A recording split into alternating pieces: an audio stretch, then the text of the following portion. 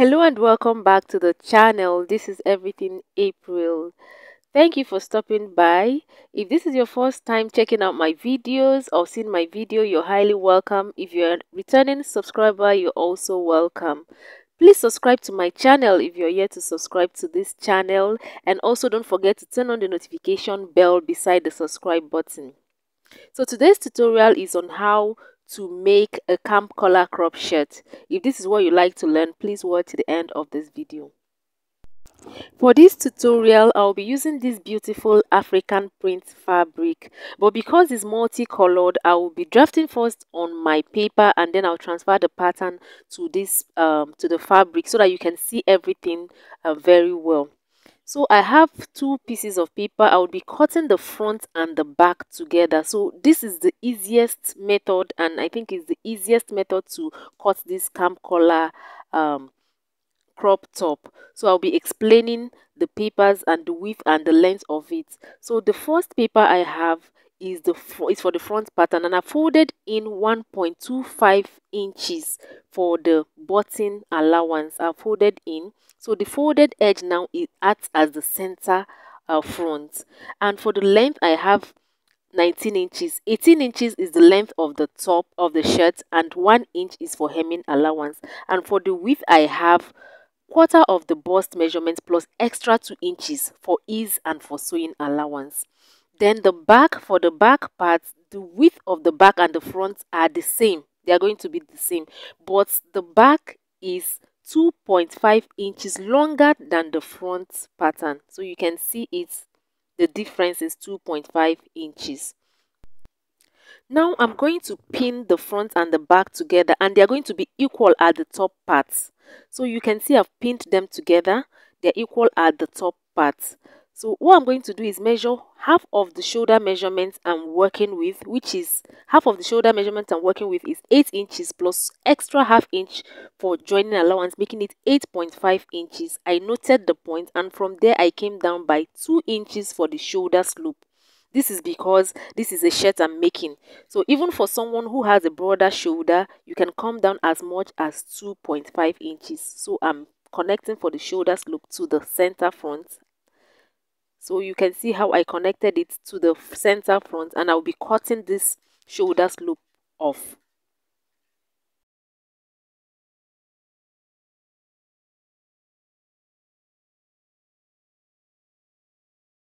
Now I'm going to push down the front pattern so that the front and the back pattern meets at the hemline, and the excess 2.5 inches I have will now be at the top for the back.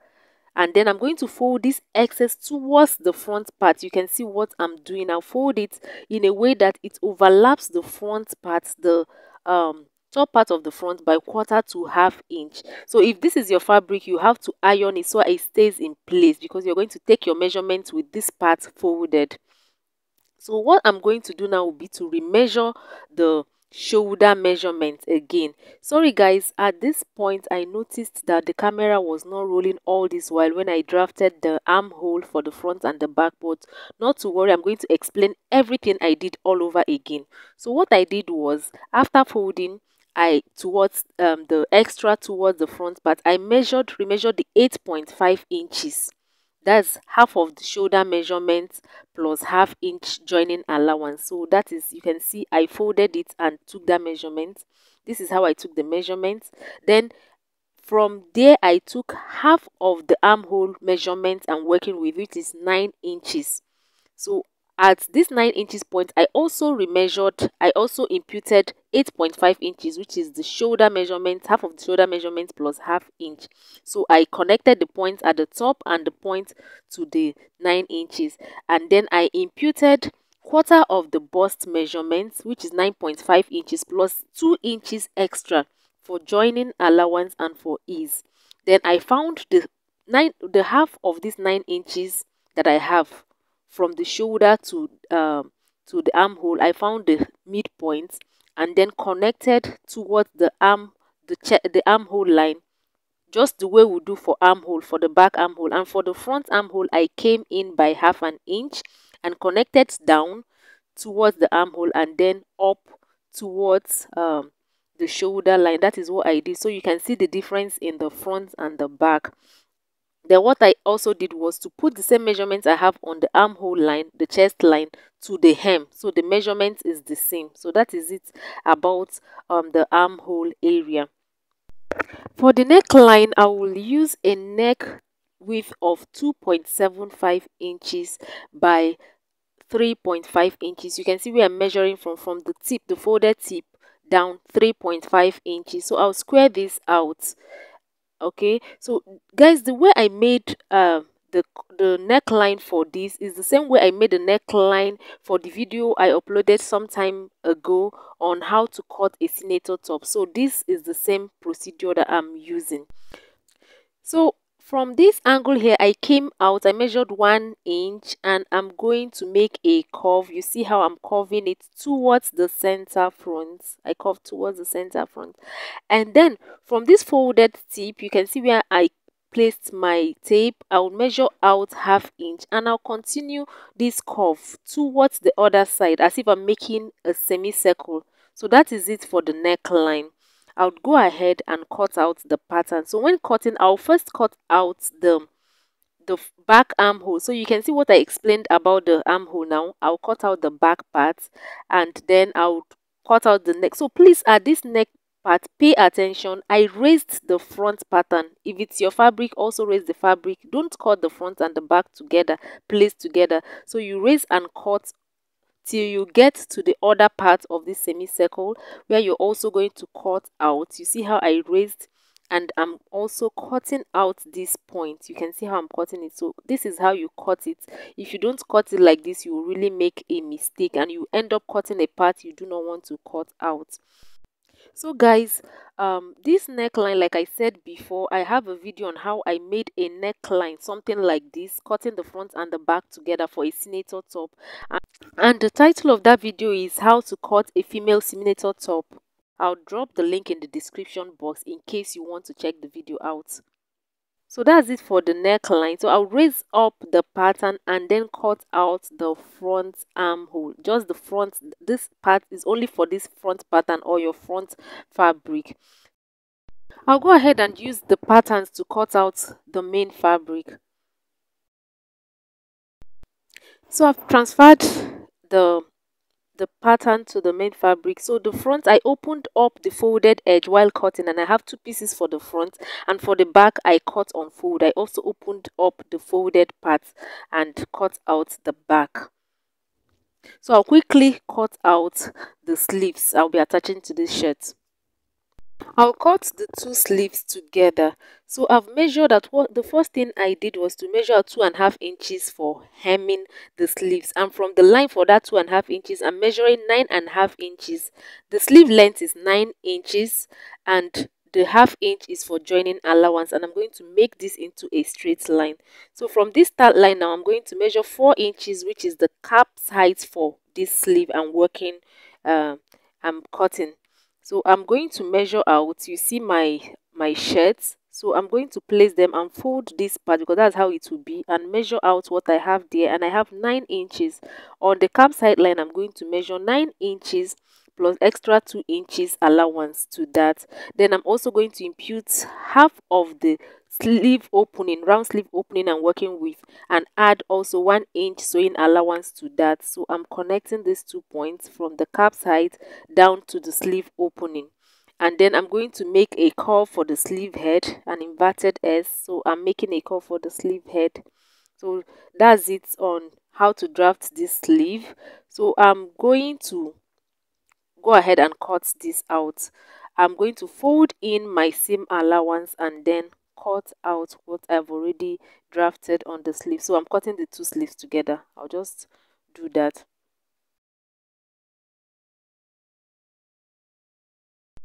I'm going to cut a facing for the front part. So I've put a fabric on fold, and underneath the front part I should have up to 4 inches.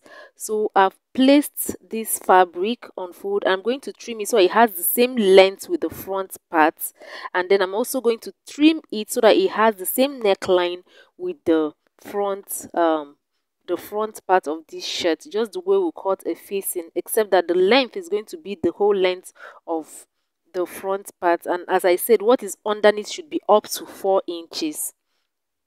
And please take note that at this point, the 1.25 inches we folded in the on the pattern is not folded in. This is all out, so I don't have any part folded in on the front pattern.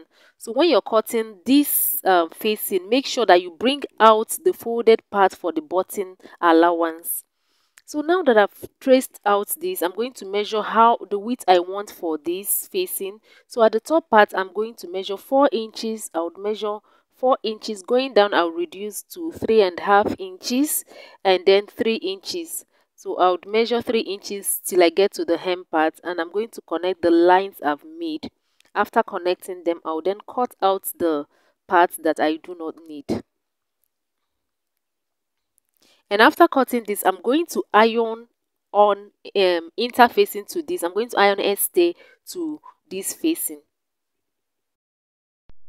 After I must have ironed facing to it, I'm going to open the front part, right side, the front right side of the facing, touching the right side of the main fabric, and I'm going to sew using 1/4 inch. After that, I'm going to top stitch towards the facing part, and after doing that for the two front pieces, I'm then going to join the front and the back by the shoulder.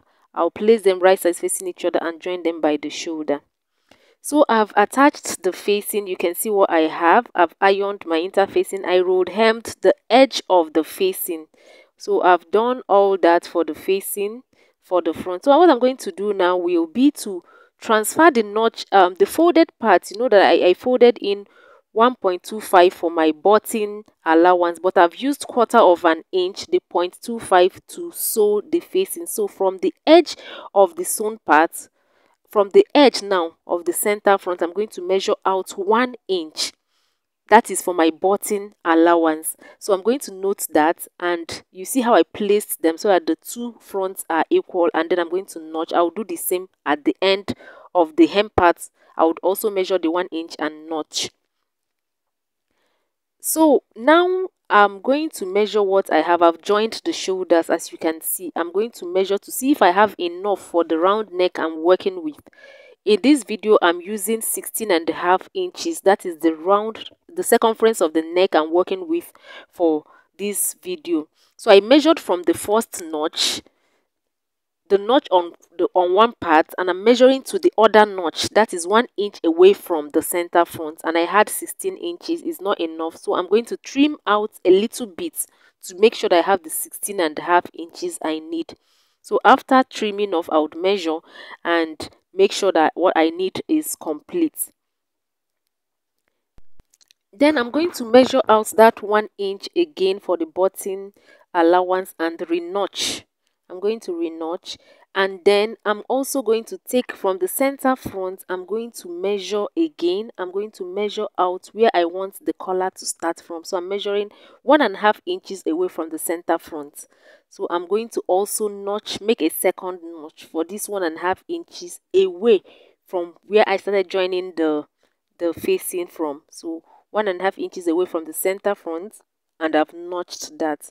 So what I'm going to do now is to take the measurements. So this is where my collar is going to start from the second notch and end at the second notch at the other side. So I'm measuring from the second notch, the 1.5 inches away from the center front. I would measure till I get to the other notch, which is 1.5 inches away from the center front as well, and I measured 15 inches. So I'm going to draft my collar directly on my gum stay. I folded my gum stay into two. So I'm going to draft on the gum stay, and since it's folded, I'm going to measure 7.5, which is half of 15 inches. That's what I've measured. So from this point, I'm going to divide this 7.5 inches into two. I'll fold my tape and find the midpoint. I would note that. So at the edge where I measured 7.5 inches, which is the open part of the gum stay, I'm going to measure 1/2 inch. This is because of the curvy nature of the neck is not straight, so I'm connecting it down to the half of the measurements I have. You can see what I have done. I'm going to take then the height of the collar I'm working with for this video, I'm working with a height of 2.5 inches, so I'm taking the measurements. When I get to the cuff part, I will not measure from the end. I'll start measuring from where my line for the 1/2 inch I came up by is. You can see how I'm measuring. So I'm measuring along the line as I'm coming up. So I would measure till I measure the whole thing. Okay, and I'm connecting them. The dots I've made, I've connected them. So I would also measure a height of 7.5 and then connect. That is it for the collar. So I've not added any allowance on this stay. This is the stay. I'll add the allowance on the fabric.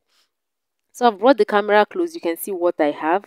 7.5. I came up by 1/2 inch and connected to the half of the measurements, and then I measured my collar height. So I'll just cut this out.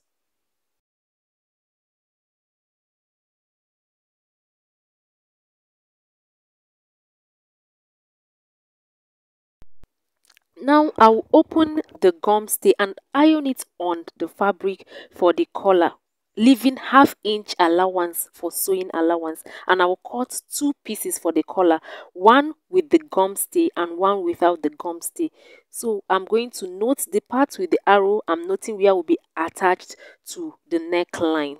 So I'm going to sew this collar together, the 2 pieces. I'm going to start from one end, this point, 1/2 inch before the end. I'm going to sew all round, and when I get to this point, I'll stop 1/2 inch before the end as well. So I'll do that and show you.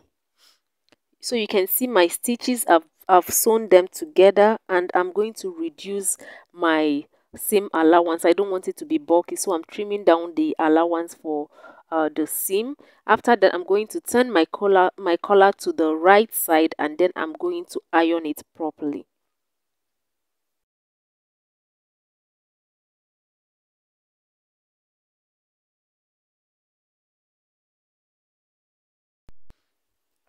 So you can see what I have. I did not sew completely. I left 1/2 inch unsewn.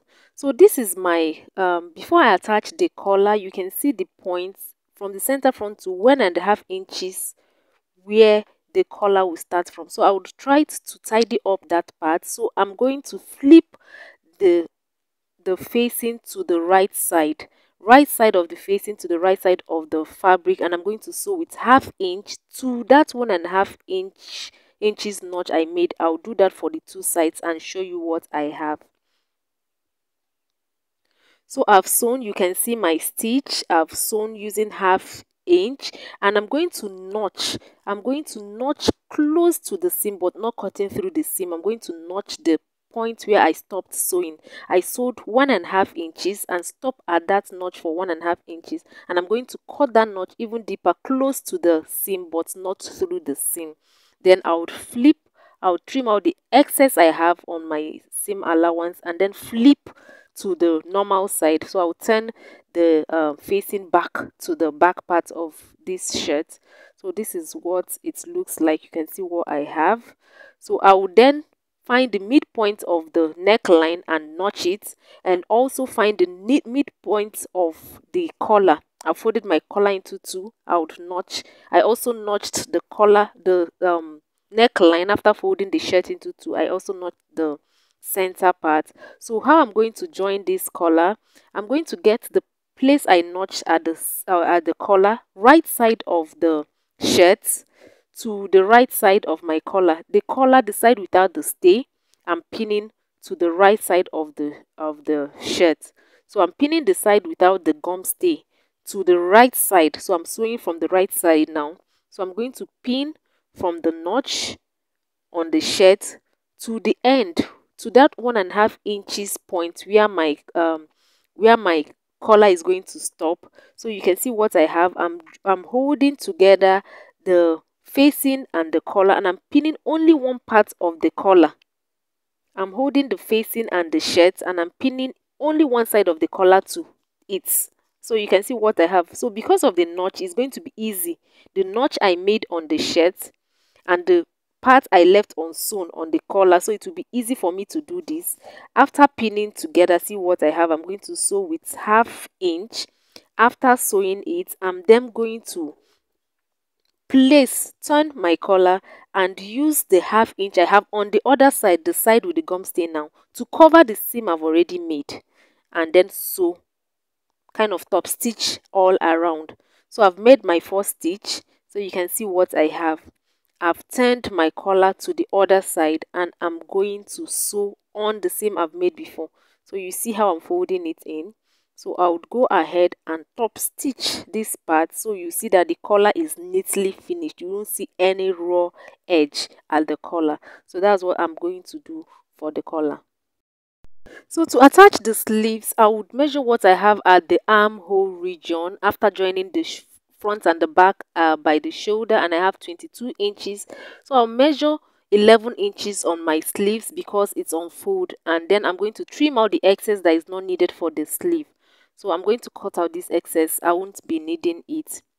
Then to attach the sleeve, I'm going to arrange my shirt in a way that the hem part of the front and the back are meeting together. So you can see that actually where they are joined together is not the shoulder. So there is a new shoulder above which I have notched. So I will notch the center of the sleeve, and then that is from where I would join the sleeves. That's how you join your sleeves. So beautiful people, we've come to the end of this exciting tutorial, and this is what our camp collar crop shirt looks like. You can see how finished the collar part is and how beautiful this print is looking, and I really love this. Thank you for watching, and don't forget to give this video a thumbs up. Please like this video so that other people can see this tutorial as well. Subscribe to my channel if you're yet to subscribe, and don't forget to turn on the notification bell beside the subscribe button so that you'll be the first to be notified every time I upload a new video. Thank you for watching, and I hope to see you in my next tutorial. Bye.